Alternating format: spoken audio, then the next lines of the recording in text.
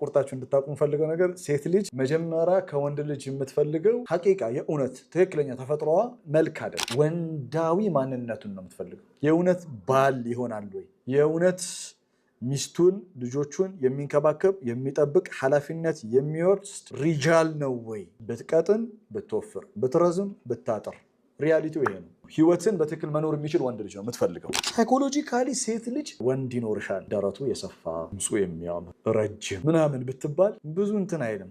ወንድ ልጅ እኮ በጣም ነገር እንትን ተረከዟን አይቼ ነው የወደድኳት ይላል። አሁን ተረከዝ ቢላህ አለይኩም ምን እንዴት ነው ማለት ምንድን ነው ተረከዝ? በቃ ተረከዝ ይልሃል። እናንተ አሁን አስባችሁታል? የወንድ ልጅ ተረከዙ ስትይ በጣም ለዛ ነው ሴት ስትወድ ሴት ማንነቱን ነው ፎከስ የምታደርገው። ይወላችሁ ቁርአን ውስጥ አንድ ሴት አለች፣ ስሟ አልተጠቀሰም።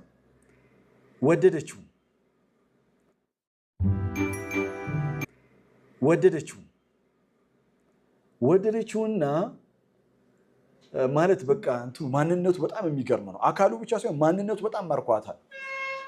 ከዛ ለአባትየው ምን እንዳለች ታውቃለች? ለራሱ አባት ያ አባቴ ኢስታእጅሩሁ፣ ይህን ሰውዬው ግድ የለም ቅጠረው፣ እኛ ጋር ይስራ ቅጠረው። ኢስታእጅሩሁ ኢነ ኸይረ መን ኢስታእጀርተ ቀውዩን አሚን። ይሄ ሰውዬ ብትቀጥረው ይሄ ሰውዬ ያስታውቃል፣ ቀውይ ነው፣ ስትሮንግ ነው፣ ጠንካራ ነው፣ አሚን፣ በዛ ላይ ታማኝ ነው አለች። ስለ ሙሳ እኮ ነው የምታወራው ሱረቱል ቀሰስ። አባትየው የታውቀሽው አላለም፣ ቅጠረውን ያለችው ፋዘር በጣም ገብቶታል። የገባው አባት ነው።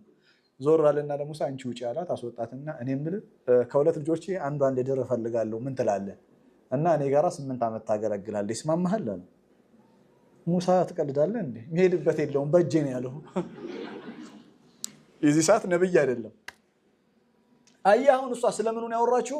ስለ ሙሳ ደረት አላወራችም። ስለ ሙሳም ያወራችው ቀውይ ነው አለች።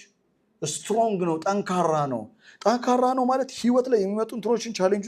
ሴት ልጅ ጎበዝ ናት በነገራችን ላይ ማለት ቆዳህን አልፋ ነው ማየት የምትችለው። በጣም ወዲያው ነው ሙሳን ያወቀችው። እኛንን እኮ እነሱን ለማወቅ ይናድልህ 3 ዓመት 4 ዓመት ከቆየ በኋላ ለካ በጣም ምርጥ ሚስት ነሽ አንቺ ለኔ ዋልሽልኝ ውለታ። እነሱ ዳይዋን አንተ ታውቃለህ የቁርአንን